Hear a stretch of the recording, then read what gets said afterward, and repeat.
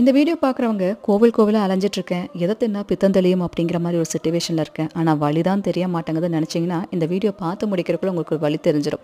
சிவபெருமானுக்கு பிரதோஷம் எந்த அளவுக்கு பவர்ஃபுல்னு சொன்னாங்களோ அதே பிரதோஷத்தை விட 10 மடங்கு பவர்ஃபுல்லது பார்த்தீங்கன்னா சோமவார திங்கள்னு சொல்லியிருக்காங்க. சோமவார திங்களுக்கு அத்தனை ஒரு மகிமை இருக்காம். இந்த சோமவார திங்களில் சிவனை நினச்சி நீங்கள் எந்த விஷயத்த கேட்டாலும் அந்த மனுஷன் யோசிக்காமல் தூக்கி அப்படியே கொடுப்பாரு அப்படிங்கிற மாதிரி சொல்லியிருக்காங்க.